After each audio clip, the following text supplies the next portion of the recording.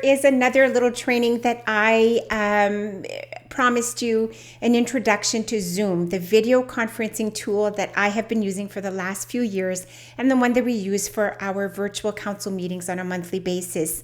This is such a good or great tool to be able to do group meetings as well as one-on-one sessions. And I think that the free version would actually work really well for your virtual tutoring sessions if you have the one-on-one tutoring with your tutors and the learners.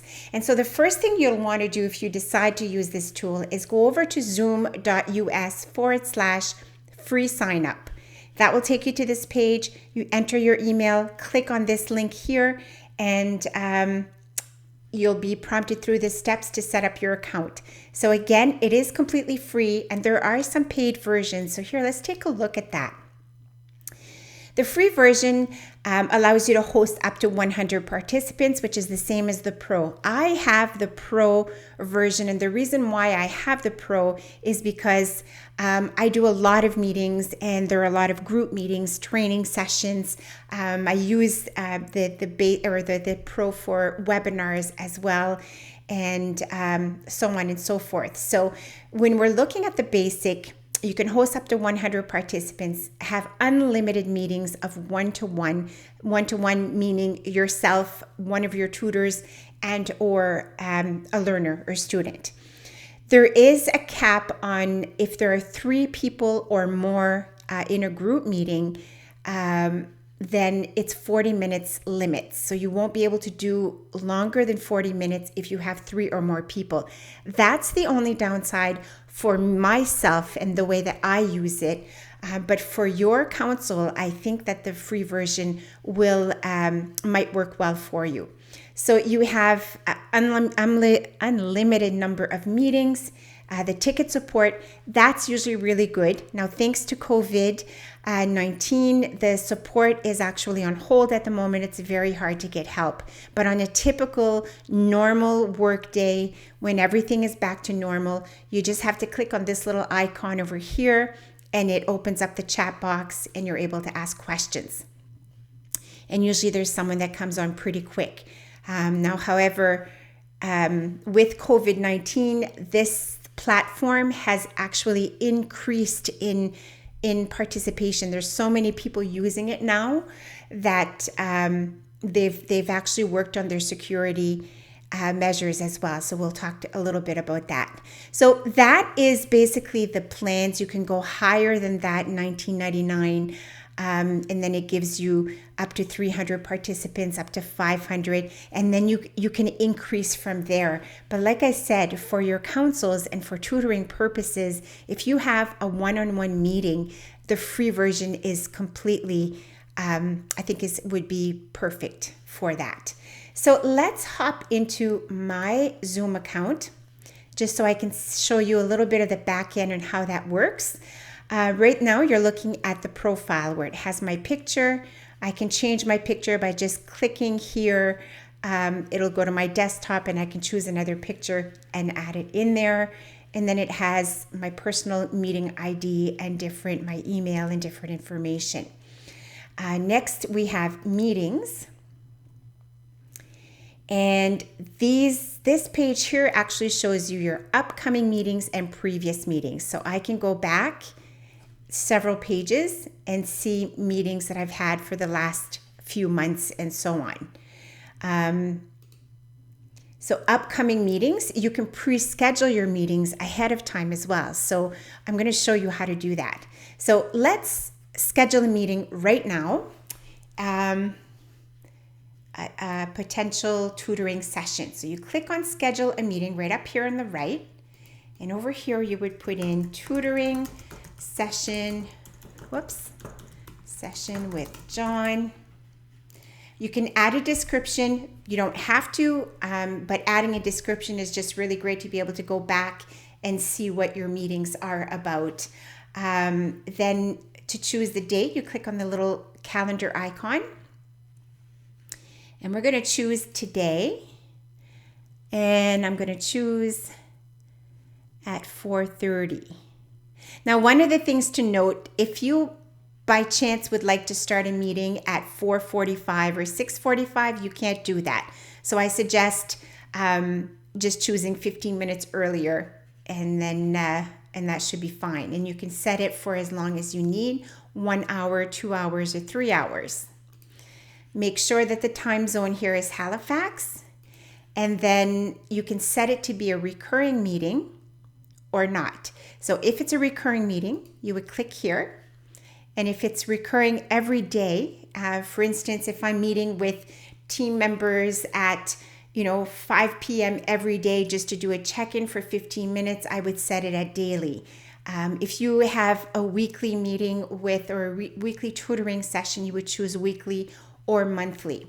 So if we choose weekly, we can say repeats every 1 week, bi-weekly, every 3 weeks, months, and then choose the day that we want to have this session on.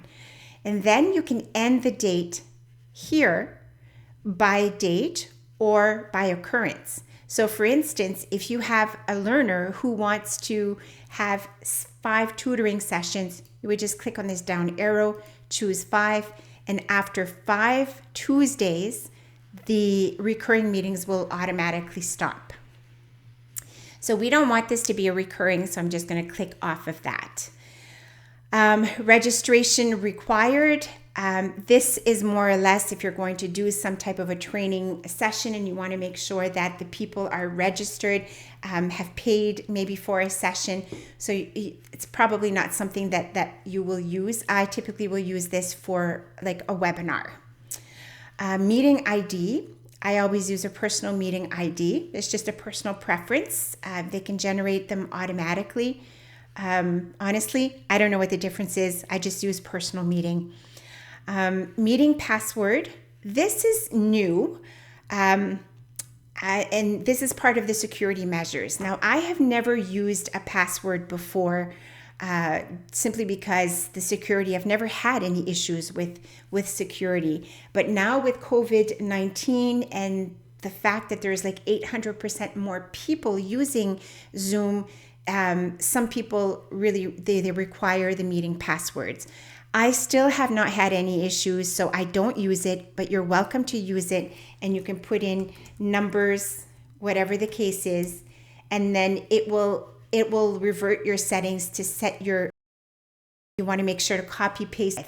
Again, for me, I find it just complicates things. Until I see an issue with the security, I'm not going to bother with that.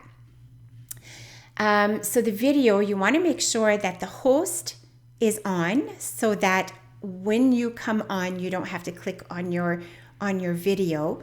I typically will use the on for the participant as well, or the people I'm meeting with. But in your case, with learners, they may not want to be seen. And so you can turn that off as a courtesy to them. Turn yours on so that when both of you are on, they see you right away, and turn theirs off so that you don't see them. And then you can ask them, hey, do you want to do video so that we can see each other? If so, just click on your video icon and everything will be great. All right, so the next thing is audio. You want to make sure that both of these are on, telephone and computer audio.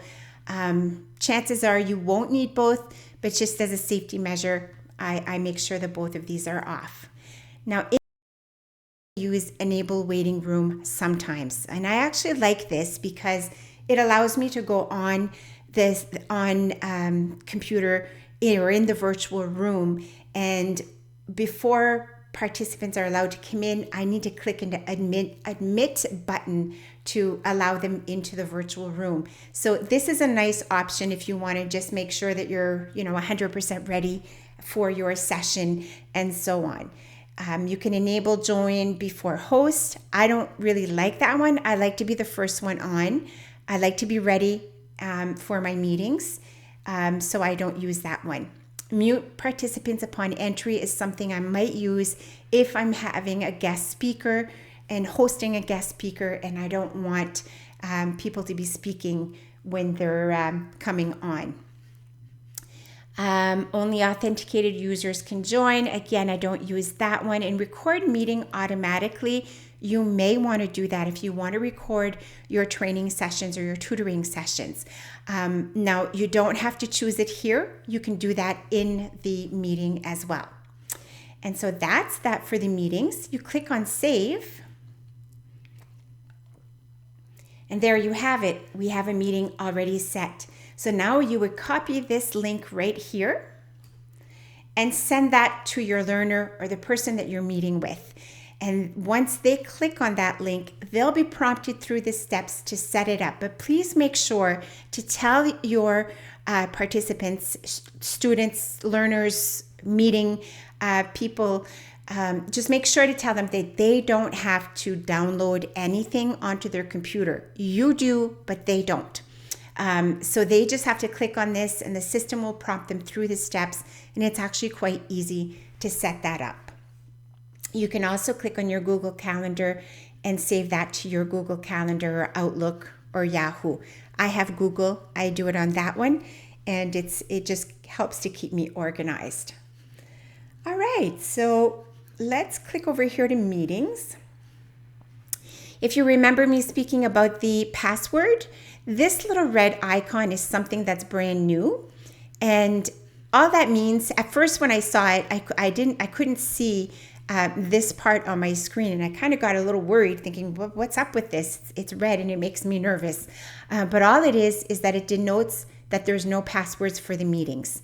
And so that's completely okay.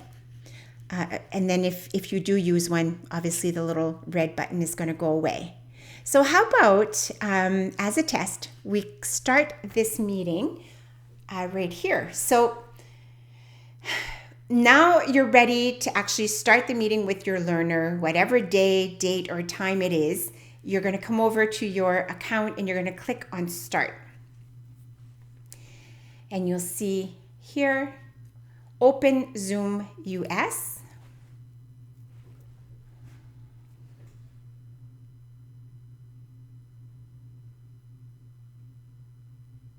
And just because my internet's very slow today, it's going to take a little time for it to launch.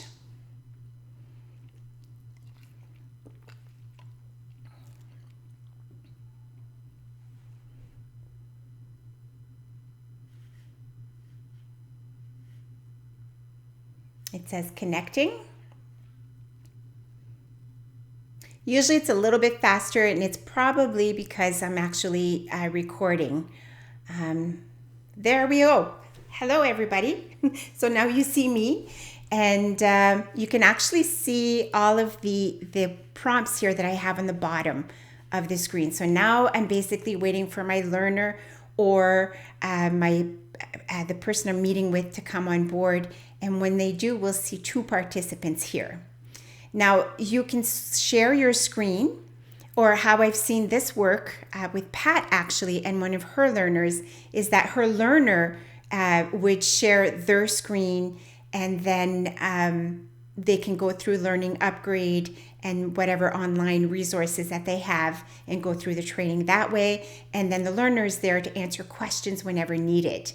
Over here is the record button. If I press that, there'll be a little recording session going right up on top. And then I would stop recording at the end of the meeting, or just end the meeting, and then the recording goes on my desktop.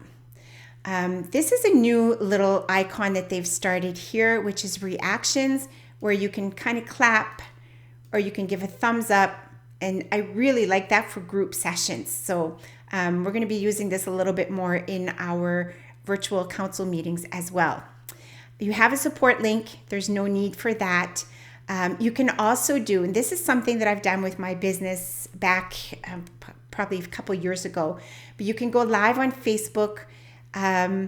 This is new. I'm not sure what Workplace by Facebook is, or you can go live on YouTube. I have done this on Facebook, provided a training, and just went on a Facebook page, and then everybody could actually see the live stream. So it's really awesome. Really, really awesome. Here you'll see a little chat where people can ask questions, and they just type the question in there and send it, and it'll say to everyone or private. They can choose from there. See, everyone publicly and private, or no host only.